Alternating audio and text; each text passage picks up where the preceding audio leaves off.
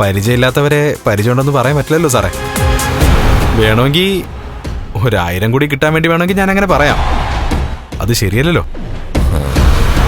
അപ്പൊ മദ്യത്തിന്റെ ലഹരിയിൽ എനിക്ക് തോന്നിയതായിരിക്കും അല്ലേ? എന്താ സാറേ? അല്ല, തോന്നിയതായിരിക്കും. അതുപോലെയാണല്ലോ ഇന്നലെ കുടിച്ചു കയറ്റിയത്. അതൊന്നൊന്നര കുടിയായി പോയി സാറേ. സാർ ഇവിടെ നിന്ന് വണ്ടി എടുത്തുകൊണ്ട് പോയപ്പോ എനിക്കും ഇവിടെ ഉള്ളവർക്കൊക്കെ നല്ല ഭയമായിരുന്നു. സ്റ്റിയറിംഗ് പോലും തിരിക്കാൻ സാറിന് ആ സമയത്ത് പറ്റില്ലായിരുന്നല്ലോ. എടാ, എത്ര മദ്യപിച്ചാലും എന്റെ വണ്ടി എത്തേന്റെ അടുത്ത് തന്നെ എത്തിച്ചിരിക്കും. മോളിലോട്ട് എത്തിക്കാതിരുന്നത് നന്നായി. എന്നാ പിന്നെ പോകടാ. ഇതുവരെ പറഞ്ഞാനെല്ലാം മുതലും പലിശയും ചേർത്ത് നന്നല്ലോ. സാർ ഒന്നും തന്നില്ലെങ്കിലും കുഴപ്പമില്ല സാറേ. സാറിങ്ങനെ കുടിച്ച് കരൾ വാട്ടരുത്. എടാ, ഇതങ്ങനെ പെട്ടെന്ന് വാടുന്ന ശരീരമൊന്നും അല്ല.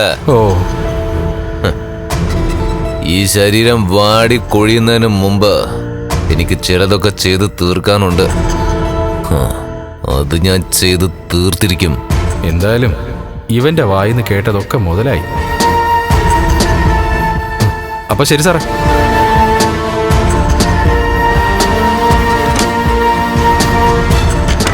മദ്യം കഴിച്ചിട്ട് എനിക്ക് ഇതുപോലൊരു അബദ്ധം പറ്റിയിട്ടില്ലല്ലോ. അവനാണെങ്കിൽ മൂന്നാറിലാ ടൂർ വന്നത്. പക്ഷേ തോമസ് വൈദ്യന്റെ അടുത്ത് പോയെന്ന് കരുതി അങ്ങനെ അവന്റെ കാലിന് സ്വാധീനം കിട്ടുവോ?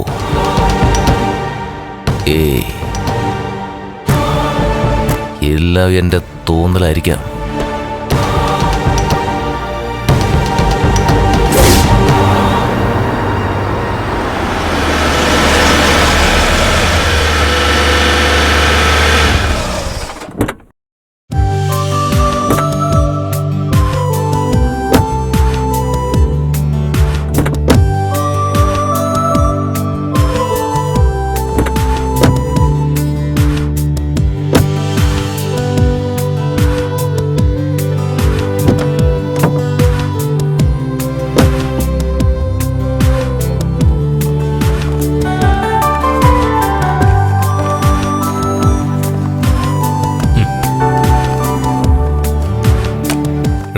പെട്ടെന്ന് വീട്ടിലേക്ക് പോകുന്ന അപകടം. മദ്യത്തിന്റെ ലഹരിയിലാണ് മേഘൻ നമ്മളെ കണ്ടതെങ്കിലും അവൻ ആ വിവരം ഇപ്പൊ വീട്ടിലുള്ളവരെ അറിയിച്ചു കാണും. ആ നിലയ്ക്ക് നമ്മൾ അവനെ പേടിച്ചിട്ടാ യാത്ര മതിയാക്കിയതെന്ന് ആരും അറിയാൻ പാടില്ല. ഇത് ഞാൻ അങ്ങോട്ട് പറയാൻ വരായിരുന്നു. 2 ദിവസം ഇവിടെ താമസിച്ചിട്ട് രണ്ടാളും പോയാൽ മതി. അല്ലെങ്കിൽ തന്നെ ഞങ്ങൾ രണ്ടാളും മുഖത്തോട് മുഖം നോക്കി ഇവിടെ ബോറടിച്ചിരിക്കുക. അങ്ങനെയുള്ളപ്പോ നിങ്ങൾ എത്ര ദിവസം ഇവിടെ നിന്നാലും ഞങ്ങൾക്ക് സന്തോഷാ. അതിന്റെ ഇടയ്ക്ക് ഇയാളോട്ട് എനിക്കൊന്ന് പുറത്തൊക്കെ ചുറ്റണമെന്നുണ്ട്. ഹെൽമെറ്റ് ഇട്ടോണ്ട് കാർ ഓടിക്കാൻ പറ്റില്ല, പക്ഷേ ബൈക്ക് ഓടിക്കാൻ പറ്റും. അല്ലെങ്കിലും വിവാഹം കഴിഞ്ഞ ശേഷം ഭർത്താവിനൊപ്പം പറ്റിച്ചേർന്നിരുന്ന് യാത്ര ചെയ്യാനാ പല പെൺകുട്ടികൾക്കും താല്പര്യം. എനിക്ക് അങ്ങനെയുള്ള താല്പര്യമൊന്നുമില്ല. ബൈക്ക് ഓടിക്കാൻ അറിയാത്ത ആള് അത് എടുക്കാതിരിക്കുന്ന നല്ലത്. ആര് പറഞ്ഞു എനിക്ക് ബൈക്ക് ഓടിക്കാൻ അറിയത്തില്ലെന്ന്? മൂന്നാറിൽ വെച്ച് ഇവന്റെ സഹായത്തോടെ ഞാൻ ഓടിച്ചതല്ലേ. അത് മാത്രമല്ല, മാർക്കോ വണ്ടിയായിട്ട് വരാന്ന് പറഞ്ഞിട്ടുണ്ട്. അവനുമായിട്ട് ഏതെങ്കിലും ഗ്രൗണ്ടില് 2 റൗണ്ട് ഓടിക്കുമ്പോൾ തന്നെ കൈ തെളിയും. താൻ പേടിക്കാതെ എനിക്കിപ്പം വരാൻ തയ്യാറായാൽ മതി. കണ്ണേട്ടനോടൊപ്പം എവിടെ വരാനും എനിക്ക് പേടിയൊന്നുമില്ല. പക്ഷെ അത് അപകടമല്ലേ? എന്ത് അപകടം? ഇപ്പോ ബൈക്ക് ഓടിക്കുന്നവർ മാത്രമല്ല, പിന്നിലിരിക്കുന്നവരും ഹെൽമെറ്റ് വെക്കണം. അങ്ങനെ ചെയ്താൽ പിന്നെ ആര് നമ്മളെ തിരിച്ചറിയാനാടോ? മഹി പറഞ്ഞതുപോലെ റിസ്ക് ആണ്. എങ്കിലും നിന്റെ ആഗ്രഹമല്ലേ, നടക്കട്ടെ. എന്നാ പിന്നെ എല്ലാവരും അകത്തേക്ക് വാ. വാ.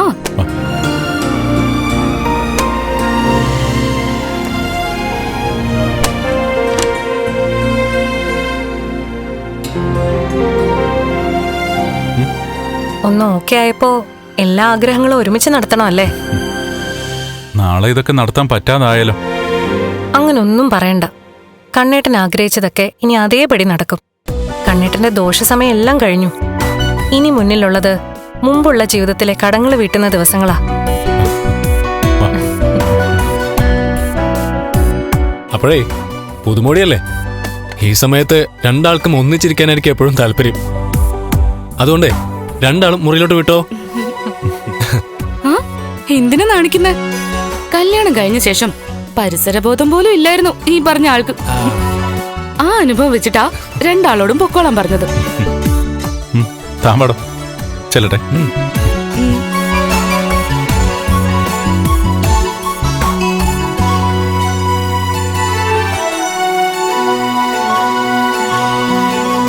അവരുടെ ഈ സന്തോഷത്തിനിടയില് അവർക്കൊരു കുഞ്ഞ് ജനിച്ച അത് നമുക്ക് നേട്ടം അനന്തേട്ടാ. ഒരു കുഞ്ഞിനെ ലാളിക്കണമെന്ന് ഒരുപാട് കാലമായിട്ട് ഞാൻ ആഗ്രഹിക്കുന്നതാ. അത് മഹിയിലൂടെയെങ്കിലും സാധിക്കണം.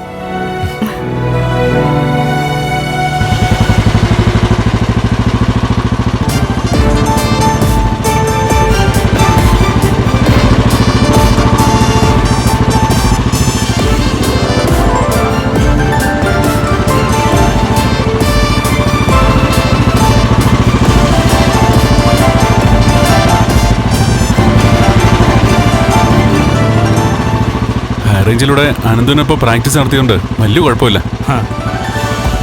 ഇന്നാ പിന്നെ സാറ് വണ്ടി ഒന്ന് നിർത്തിയേ.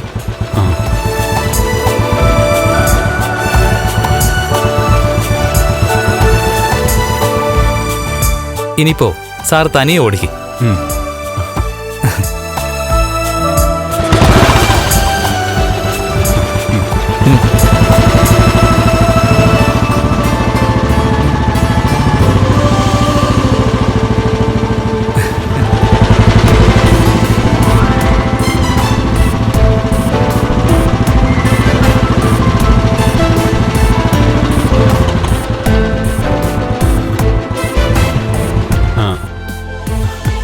എങ്ങനെയുണ്ട്? ഇവിടുന്ന് അനന്ത് സാറിന്റെ വീട്ടിലേക്ക് നല്ല ദൂരമുണ്ട്. ആളൊഴിഞ്ഞ ഒരു ഗ്രൗണ്ടിലേക്കാണ് നമ്മൾ വന്നത്. എന്നെയും കാത്ത് ലോപ്പസ് വഴിയിലുണ്ട്. അവിടെ സാറിനെ ഇറക്കിയിട്ട് പൊക്കോ. പിന്നെ ഭാര്യയുമായിട്ട് സൂക്ഷിച്ചു പോയാൽ മതി. മഹാലക്ഷ്മിക്ക് നല്ല ഭയം കാണും. അയാളുടെ ഭയമൊക്കെ ഞാനൊന്ന് മാറ്റിക്കൊടുക്കാം. സാറിന് നന്നായിട്ട് നടക്കാൻ കഴിഞ്ഞ ശേഷം മൊത്തത്തില് നല്ല ആവേശമുണ്ട്. എല്ലാം ഒന്നിച്ച് ചെയ്യാനുള്ള ആവേശം. അതിലെന്നെ കുറ്റം പറയാൻ പറ്റുമോ? ഒരു സമയത്ത് ഞാൻ അത്രമാത്രം വിഷമിച്ചല്ലേ. ആഗ്രഹങ്ങള് ഒരു കുന്നോളം ഉണ്ടായിരുന്നു. പിന്നെ അതിനുള്ള അവസരം വരുമ്പോ അത് പരമാവധി മുതലാക്കണ്ടേ? എന്നാ പിന്നെ ഒരു റൗണ്ട് കൂടെ ഓടിച്ചിട്ട് ഗ്രൗണ്ടിന് പുറത്തേക്ക് പോവാം. ആ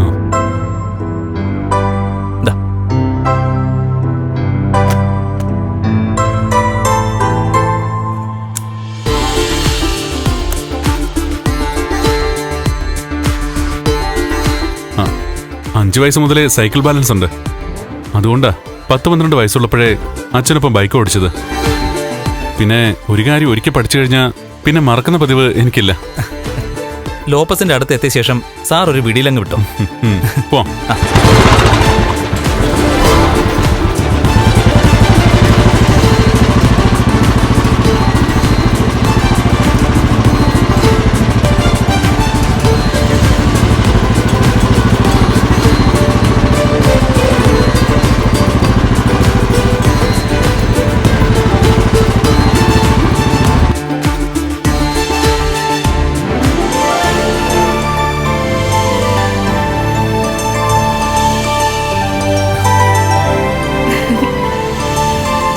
ഇത് എന്റെ ഡ്രസ്സാ. എങ്ങനെയുണ്ട് നോക്കിയേ. നന്നായി ചേരുന്നുണ്ട്. ഞാൻ മഹിയോട് പറഞ്ഞില്ലേ, മഹിക്ക് ഏത് ഡ്രസ്സും നന്നായിട്ട് ചേരും. മതി മതി, ഭാര്യയുടെയും ഭർത്താവിന്റെയും പുകഴ്ത്തല്. അയ്യോ, ഇത് പുകഴ്ത്തലൊന്നുമല്ല, ശരിയായ കാര്യോ.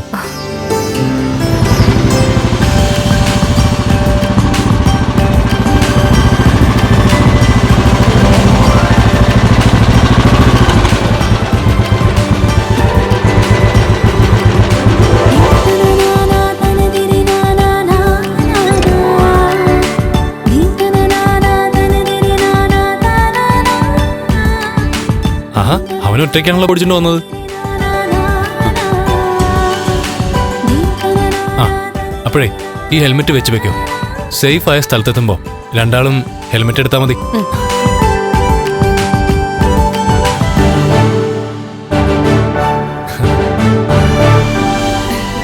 മാർക്കോടൊപ്പം ഗ്രൗണ്ടിൽ ഒരു 10-15 റൗണ്ട് അടിച്ച ശേഷം അവിടുന്ന് ഇവിടെ വരെ ഒറ്റയ്ക്കാ വന്നേ. ഇവിടെയും ഈ വേഷോ? ആ ഒന്നാമതേ കണ്ണേട്ടന് നല്ല ബാലൻസ് ഇല്ല. അതിന്റെ കൂടെ സാരി ഉടുത്തിരുന്നാലേ ശരിയാവില്ല. ആ എന്നാ പിന്നെ രണ്ടാളും പോയിട്ട് വാ. പതുക്കെ പോയാ മതി. ആ അത്രേ ഉള്ളൂ. പാടോ.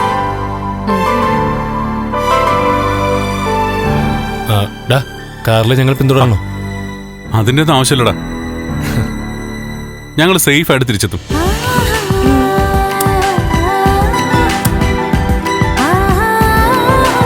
എന്നാ പിന്നെ ശരിയടാ.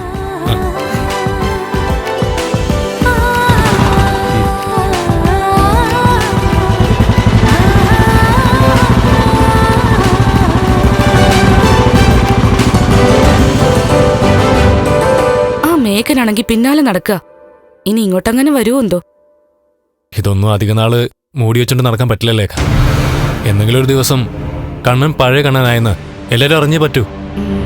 അതിനൊരു സമയമുണ്ട്. ആ സമയമാകുമ്പോൾ അത് സംഭവിച്ചിരിക്കും. പിന്നെ അതോർത്ത് നമ്മൾ ടെൻഷൻ ആവാതിരിക്കുന്നതാണ് നല്ലത്. പരമാവധി പഴയ കണ്ണൻ തിരിച്ചു വന്നെന്ന് ആരോടും പറയാതിരിക്കാൻ നമ്മൾ നോക്കണം. അതിന് കഴിയാത്തൊരു മുഹൂർത്തത്തിൽ അറിയേണ്ടവരൊക്കെ എല്ലാം അറിഞ്ഞോട്ടെ.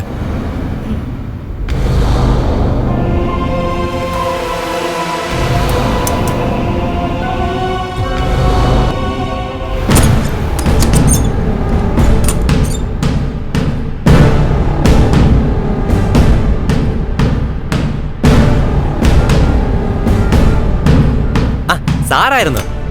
ഞാൻ സാറിനെ അങ്ങോട്ട് വിളിക്കാതിരിക്കായിരുന്നു. മരുന്നിനും ഭക്ഷണത്തിനും ഒക്കെ ആയിട്ട് പൈസയൊന്നും തികയുന്നില്ല സാറേ. നല്ല പൈസ കൊടുത്താ ഞാൻ ഇവനെ മനയിലോട്ട് വിട്ടത്. എടാ എന്നിട്ട് ഞാനിപ്പോ ഇവന് ചെല്ലും ചെലവും കൊടുക്കേണ്ട ഗതികേടില്ല. അതൊക്കെ ഇവിടെ നിൽക്കട്ടെ. ഇവൻ എന്തെങ്കിലും പറഞ്ഞായിരുന്നോ? ഒന്നും പറഞ്ഞില്ലായിരുന്നു സാറേ.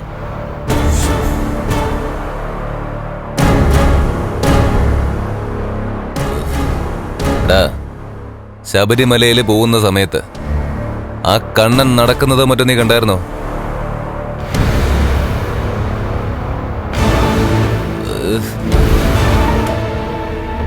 എടോ ഇവൻ എന്തൊക്കെയായി കാണിക്കുന്നത്? അല്ല ഇവൻ കഥകളി പഠിച്ചിട്ടുണ്ടോ? അണ്ണന്റെ അച്ഛനെ ഒരു ഡാൻസർ ആയിരുന്നു സാറേ. എന്നാ പിന്നെ ഇവനാ പണിക്കങ്ങ് പോയാ പോരായിരുന്നോ? എന്തിനാടാ ഗുണ്ടാണെന്നും പറഞ്ഞ താടി മുടിയൊക്കെ നീട്ടി വളർത്തിക്കൊണ്ട് നടക്കുന്നത്? ആളൊഴിഞ്ഞ കാട്ടിലൂടെയാ നീയൊക്കെ പോയത്. എടാ അങ്ങനെ പോകുമ്പോ ഡോളിയുടെ സഹായം ഉണ്ടാവത്തില്ലല്ലോ. പിന്നെ എങ്ങനെയാടാ കണ്ണൻ മലയിലെത്തിയത്? അവൻ നടന്നാണോ കയറിയത്? അതോ ആ മാർക്കോയും ലോപ്പസും കൂടെ അവനെ പൊക്കിക്കൊണ്ട് പോയതോ?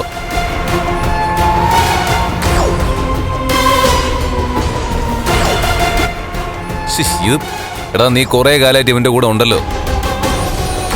ഇവൻ കാണിക്കുന്ന ആംഗ്യം നിനക്ക് മനസ്സിലാവുന്നുണ്ടോ? എനിക്കൊന്നും മനസ്സിലാവുന്നില്ല സാറേ.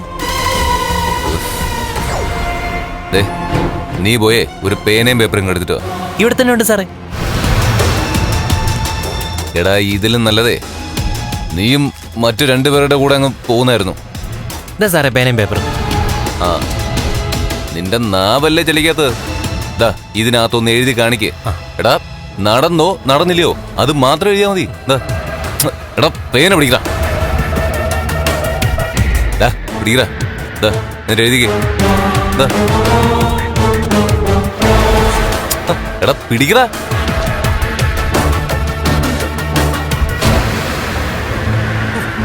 സാറേ എടാ ഇവനെ പേന പിടിപ്പിക്കാൻ പറ്റുന്നില്ലല്ലോ.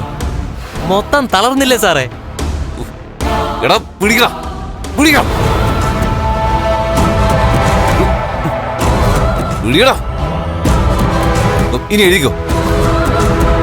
എഴുത് എഴുത് എഴുത് എഴുതടാ.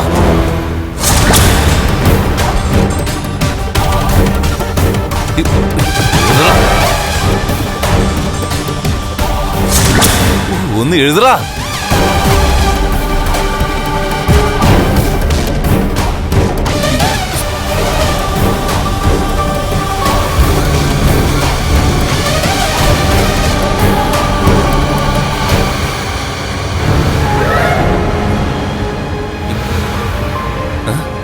ഇതെന്താടാ നീ എഴുതാണോ അത് കുത്തി വരച്ചാണോ? അതിനു വേണ്ടി ഒന്നും അണ്ണനായിട്ടില്ല സാറേ.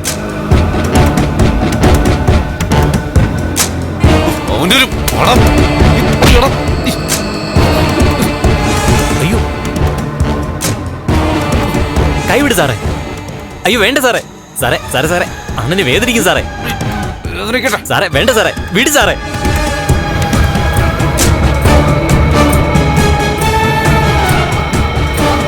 എടാ, അങ്ങനെയെങ്കിൽ ഇവനൊന്ന് സൗണ്ട് പറഞ്ഞോ. ഇടയ്ക്കിടയ്ക്ക് ഇവനെ ഇങ്ങനെ നോവിക്കണം. നല്ല ചൂട് ചട്ടുകൊണ്ടെങ്കിലേ അതുകൊണ്ട് ഇവനെ പൊള്ളിക്കണം. അപ്പൊ ഇവൻ അലറും. അങ്ങനെയൊക്കെയാണ് ശബ്ദം ഇല്ലാത്തവന്മാർക്ക് ശബ്ദം വരുത്തുന്നത്. എടാ, അല്ലാതെ മരുന്നും മന്ത്രവാദം കൊണ്ടൊന്നും ഇത് മാറുമെന്ന് എനിക്ക് തോന്നുന്നില്ല. അണ്ണൻ ഇത്തിരി പുരോഗതി ഉണ്ടായാൽ അണ്ണന്റെ മനസ്സിലുള്ളത് ഞാൻ അറിയാൻ നോക്കാം സാറേ. നിരന്തരം ശ്രമിച്ചുകൊണ്ടിരിക്കണം. ആ കണ്ണൻ നടന്നോന്നാ എന്റെ ബലമായ സംശയം. എടോ, അതിപ്പോ ഈ ലോകത്തറിയാവുന്നത് അവന്റെ കൂടെ ഉള്ളവർക്കും ദാ ഈവനും മാത്രമാ. എന്തായാലും ഞാൻ ഇടയ്ക്ക് വരാം. സാറേ സാറേ കാശൊന്നുമില്ല സാറേ. കൊണ്ടുപോയി തിന്ന്.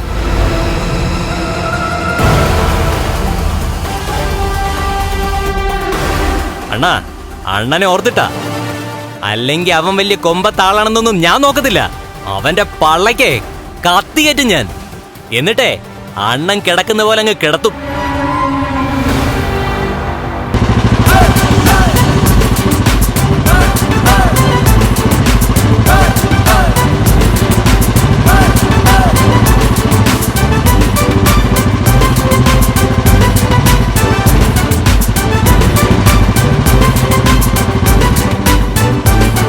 നമ്മൾ കാറിൽ യാത്ര ചെയ്താ ഈ സുഖം കിട്ടും മഹി. ഒരുപാട് സന്തോഷിക്കണ്ട, പെട്ടെന്ന് തിരികെ എത്തണം. എന്താ ഇത്ര ധൃതി? ഇവിടെ ഒന്നും ട്രാഫിക് ഒന്നും ഇല്ലല്ലോ. പിന്നെ കുറെ നേരം അങ്ങോട്ടും ഇങ്ങോട്ടും ഇങ്ങനെ വണ്ടി ഓടിക്കാലോ. പ്രായം എത്രയെന്ന വിചാരം? കണ്ണേട്ടന് ഇപ്പോഴും കൊച്ചുകുട്ടികളുടെ മനസ്സാണല്ലോ. വണ്ടിയൊക്കെ ഓടിക്കുമ്പോ പ്രായം ഒരു 10-15 വയസ്സ് കുറഞ്ഞു. സൂക്ഷിച്ചോടിക്കാൻ പറഞ്ഞിട്ട് അവിടുന്ന് ഒരു പാച്ചിലായിരുന്നു. ബുള്ളറ്റ് ആവുമ്പോ അങ്ങനെ പാഞ്ഞാലേ ഒരു രസമുള്ളൂ. ദേ, അങ്ങനെ കൂടുതൽ രസിക്കണ്ട കേട്ടോ.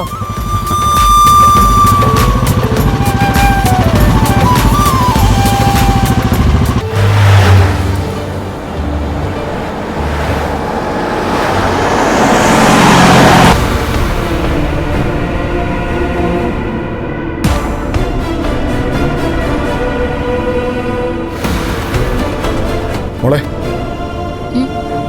മോള് വീട്ടിലിരുന്ന് ആകെ മുഷിയല്ലേ? അതുകൊണ്ടാ അച്ഛൻ പുറത്തു കൊണ്ടുവന്ന് പറഞ്ഞേ. നമ്മുടെ വീട്ടിലിരിക്കുന്നത് എനിക്ക് മുഷിച്ചിലല്ല അച്ഛാ. അവിടെ മുത്തശ്ശി ഉള്ളതുകൊണ്ട് സമയം പോകുന്നതേ അറിയില്ല. പിന്നെ അമ്മയെ കാണാനാ ബുദ്ധിമുട്ട്. അമ്മയെ കാണുമ്പോ എനിക്ക് അവളെ ഓർമ്മ വരും, എന്റെ ശത്രുവിനെ. എന്റെയും മോളുടെ മുത്തശ്ശിയുടെ അവസ്ഥ അത് തന്നെയാ മോളെ. മോഹിനിയെ കാണുമ്പോഴേ ഞങ്ങൾക്കും ആ പിശാചിനെ ഓർമ്മ വരുന്നേ. മോളോട് അച്ഛനൊരു കാര്യം ചോദിച്ചാ മോള് സത്യം പറയൂ? അച്ഛനോട് ഞാനിതുവരെ കള്ളൊന്നും പറഞ്ഞിട്ടില്ലല്ലോ. മോക്ക് ഒരു തരത്തിലും ഉണ്ണിയായിട്ട് ഒത്തുപോകാൻ പറ്റത്തില്ലേ?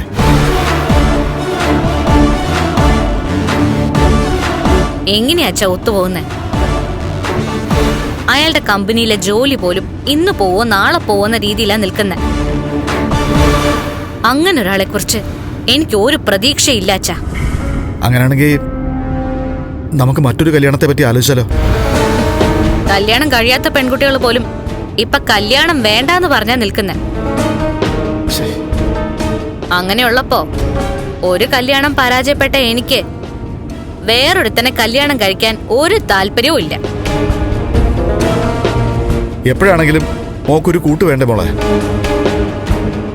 ഞങ്ങളൊക്കെ എന്നും മോളുടെ കൂടെ കാണത്തില്ലല്ലോ.